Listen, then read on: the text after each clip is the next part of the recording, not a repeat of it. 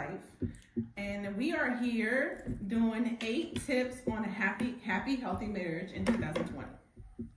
I'm SHALITA Gooch. I'm SIDNEY Gooch. And we are excited to bring you the 8 tips. We've been married for it'll be 14 years in August? I think so. 14 years coming up August. 06. Yeah, quarantine and coronavirus. We understand how hard it can be to connect right now. You're home, you're frustrated, it's stressful. Some people are not working. So we just want to shed some light on what things have worked for us for going on 14 years now. We've been together 16 years this year. We have 5 children. That's about right. Yeah, 5 children. We're a blended family, and I have 2 prior when he met me. So we just want to help somebody out right here and just share what works for us. So if it doesn't work for you, that's fine, but it's been working for us for so long, so hey. Mm-hmm. Okay. What do you want to share? What's the first one? Love? Yeah. Love is big. So that's first, love. What do you feel about love? I love you a lot. I love you too. I'm glad you came into my life. Oh, look at you. Blessed me with a whole bunch and made me have a whole different mind state about a whole bunch. And it changed my life. Mm-hmm. When we met, I was separated from my older children's father. We were broke up, and I was sitting on my sister's couch, and I was venting about how I was done with men, honey. And then I said, this handsome man walked through the door, and it said, rest is history. Mm-hmm. My older 2 were 5 and 3, and he has been an amazing father figure, and we just kept it rolling since. Love is big for me because for me and SIDNEY, I have heard that to this day when I walk in the room, he looks at me like he wants to eat me up, and that's important. Like, we're not trying to make it seem like life is perfect and everybody's marriage is perfect, because ours isn't, but we know love is up there. It's important to actually love the person you're with. It's none of these have more equal value over the other ones, but we know it's important. So next, number 2, I'll go to communication. Communication. It's something that I have a problem with. Really? Yeah. You do? Shit, all men do. He's right. You're right. Communication is so important. Like, if you have something that's on your mind or you feel, you have to talk it out. Like, if it's something hard for you to say, sometimes Sidney takes a break and just like gets his words together and come back and talk to me. But it's important to communicate. Like, you can't blame breaking up a marriage or a relationship if you haven't got a chance to tell that person really what's on your mind, how you feel. I mean, that's really saved our marriage, just talking it out. I mean, if we haven't talked it out, eventually we're just gonna like talk and argue and bicker until we do finally talk it out. So it is big. Communication is big. Yeah, she says a lot that well, I know that I do this. It's like 1, 2, 3, 4. You know, something builds up, you don't say nothing. Mm-hmm. Then the pot gets hotter, and then okay, that happened. I ain't say nothing. I didn't go off. Mm-hmm. You know. Then after a while, it's just like between 2 and 3, and hopefully it don't get to damn 4. Mm-hmm.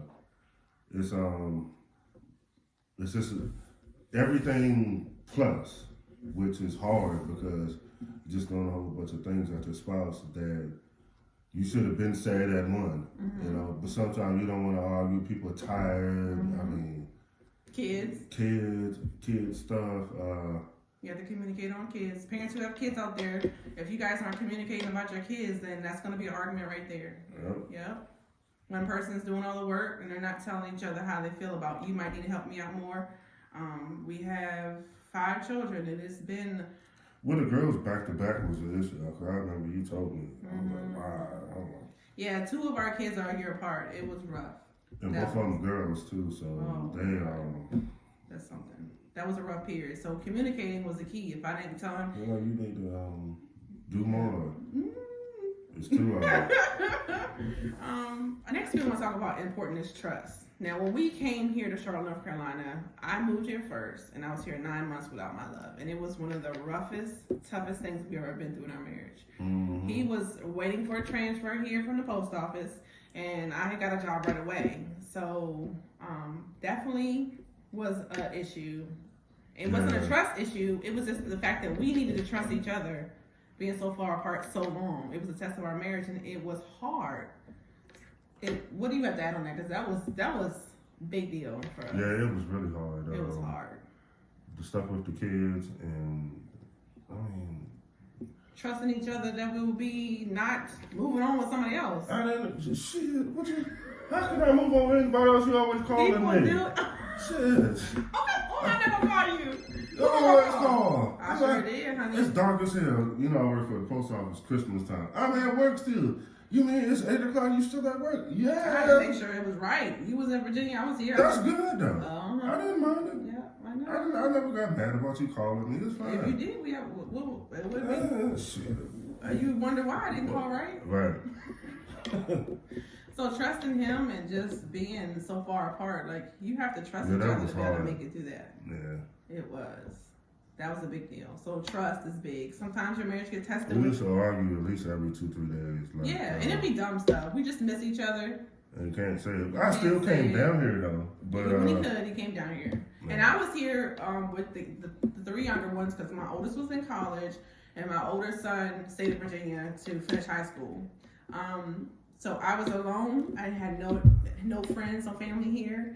And it was a new state. I had always lived in Virginia all my life, born and raised, both of us. And I was just starting our adventure by myself. And it was just like a hard thing to do. But we got through it. Mm-hmm. We got through it.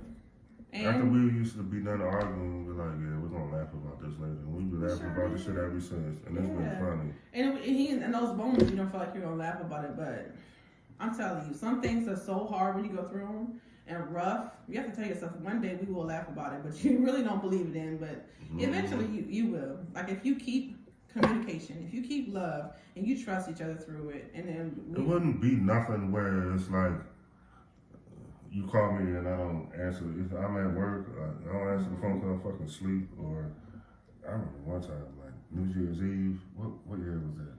17 or 18.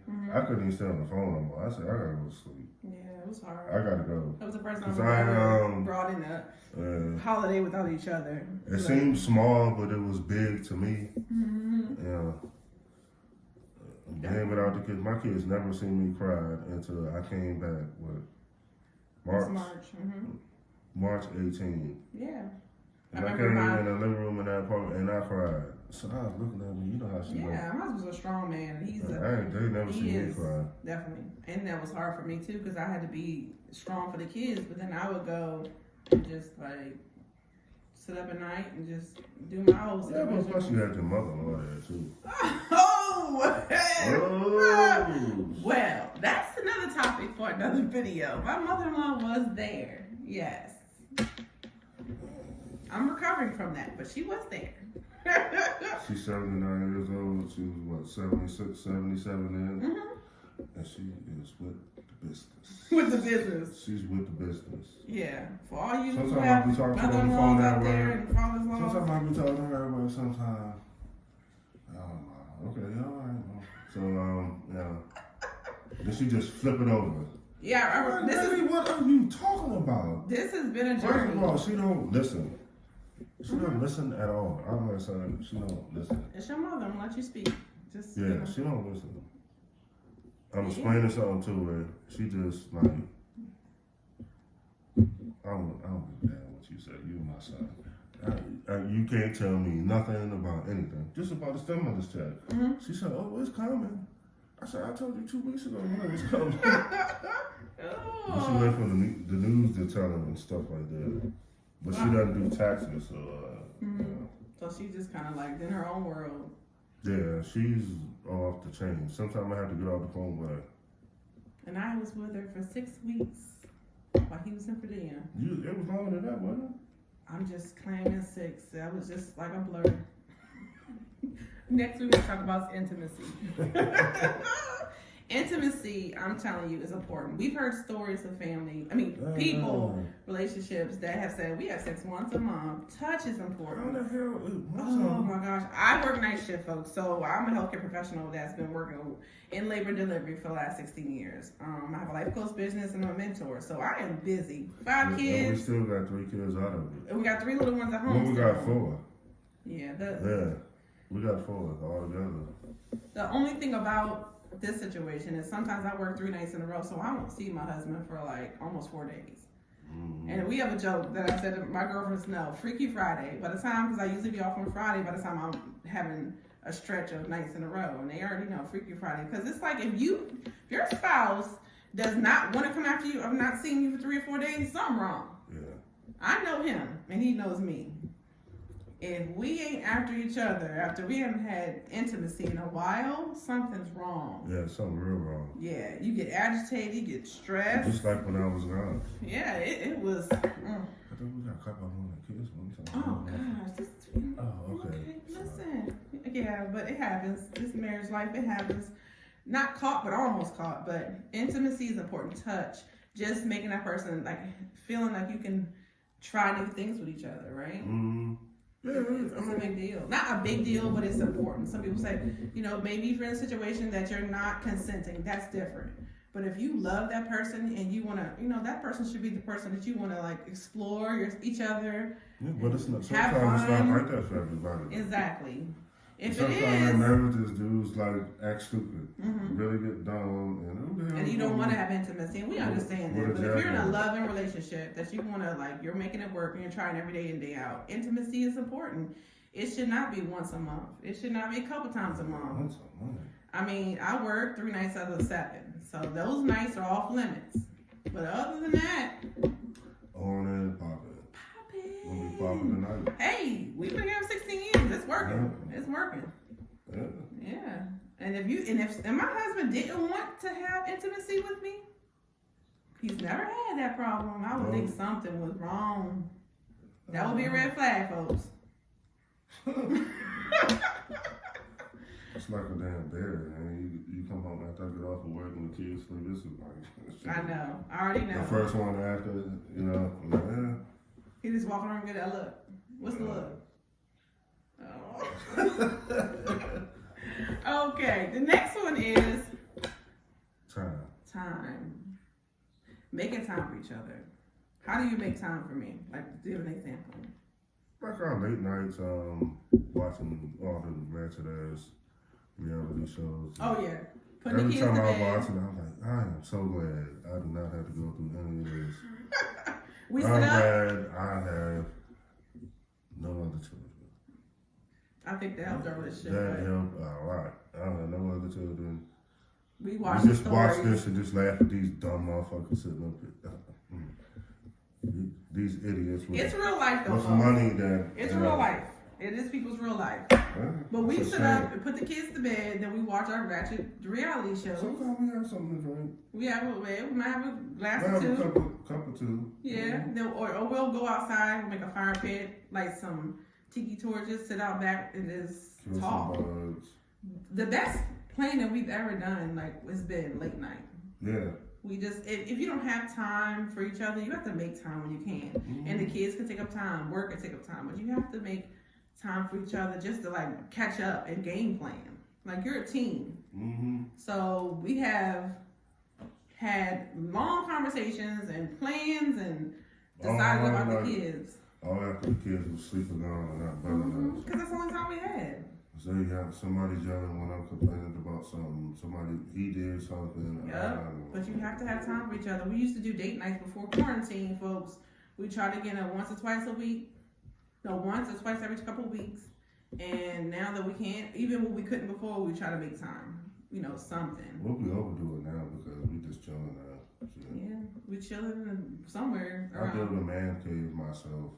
And I'll go in this man cave. If I want time. Chilling hard. Yeah, I'll go in there and he'll be in his garage. He created a garage into a man cave. So I'll go in there and sit with him while he plays his game. It's something to relax. Sometimes listening to music. Yeah, listen to music. And it's like if I need to jump into his world where he is, I'll go ahead and I'll get my time in. But it's important, folks. And the next one, number 6, is listening. Listening. That's something that Mr. Gooch needs to work on. You need to work on it too. I'm the only one. We both need to work on it. Sometimes we just don't hear each other. It's like selective hearing, right? Yeah. That's important. It is important. Why do you think it's important? it's part of communication, so somebody knows how you feel. Right. Sometimes we just let one thing go out the other, and you're like, you didn't hear me. Like, you're not listening. You don't feel valued in a marriage. So sometimes I have to tell him something more than once because he's busy. He's working. I'm working. You're busy in your life mojo. But if you have to tell someone over and over again, just tell them. Don't get all worked up about it. You know, like you yourself can be busy and overwhelmed, and sometimes things can slip. But you just need to. The text messages you send me are more important than the words that come out of your mouth. Really? Yeah. It works. Yeah. Because I'm not. If you're mad about it. If you're mad about it, I'm not gonna listen. Right, because you feel like you're defensive. Yeah. That's how it is. So. A text message, just regular letters. It don't have to be all in caps. I don't think you ever yell at me over text message. How do you yell over text message? I'm not. Caps. Oh, okay. And that take a long time to do that. Yeah, you know, right? Yeah. He's done it before to the kids. He'd be like, hi. Hey, he'll spell each other. Hey, H-E-Y. Because they won't respond to the cell phone. They'll be wrapped up into something. Then he'll be like, hey. Hello. Yeah. H saying hi. Saying. Just petting. They'll be like, he said this. But it works. I guess to get their attention. Yeah. Next, number 7. Okay, we're done. Did something you want to add to that one? Okay. Understanding. Oh. Yeah. This is big too. This is so big. Like, you marry someone, right? And they are who they are. They can be wild. They can be a little bit crazy. You love them then, but then you get married, I thought you want to change that person. I could say if it's something unhealthy or unsafe, then like, yeah, by all means, try to work with that person to change for the better. But understanding who you marry and embracing them. I remember I used to get so fired up about some of the silliest stuff getting married when we first got married, right? Yeah. And then funny stories like we travel. When we travel. And he will be like, soon as we get to the place, get off the plane. He would be on go mode, like, I mean, I'm telling y'all, it's not normal. Like, you know, I never seen. Oh, Lord. This is him. He worked hard, play hard. So we get there, and he would be gone. I mean, yeah, granted, we would be as a family, but he would be like, I'm having fun. This is the point. And I mean, I'm thinking of like those stories where, you know, you sitting by that beach, you got your book, and you have your quiet rest moose. I know. That's not my vacation. No. So many stories of him, like Puerto Rico. I look up, we all by the pool, the whole family, 5 kids and all. I come up, look up, he had been gone for a while. I didn't notice, maybe because I was taking care of the kids. He was missing, looked up, he came with a Panama Jack hat on, a too small shirt, and some flip-flops.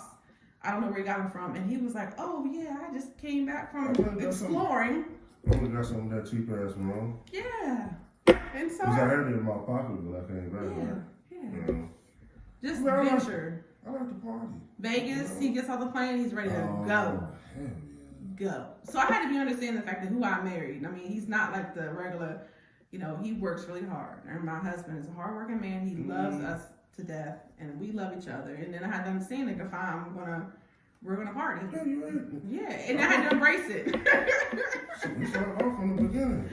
Oh gosh. But I had to understand, like, you know, someone who works all the time, they finally get to enjoy themselves. Yeah, but it's not ever on purpose to try to hurt you or discredit you from nothing. Right. When you went to Vegas for your birthday, shit, I said, we gonna fucking party. Y'all, 7:30 in the morning, I woke up, he had already went to the stove and got, you know, they sell liquor at the CVS. He went to CVS.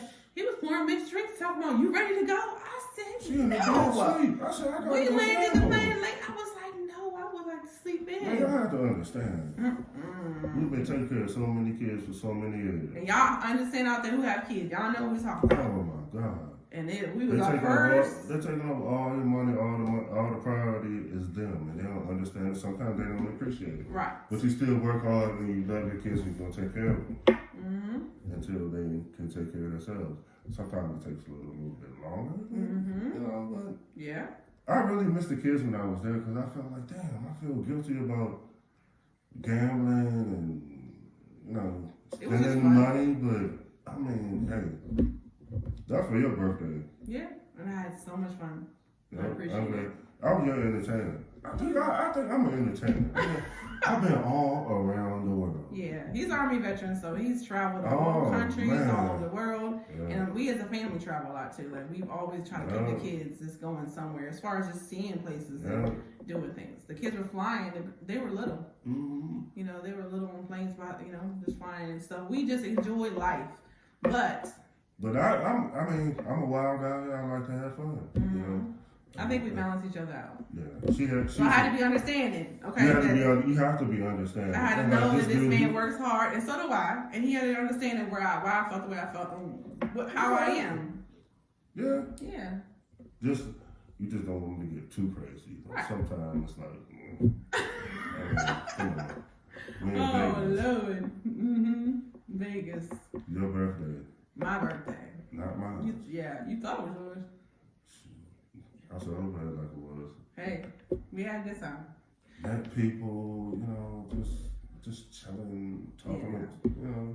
It was fun. It was fun. But after like 2 nights of that shit, it was like, I don't want to go home.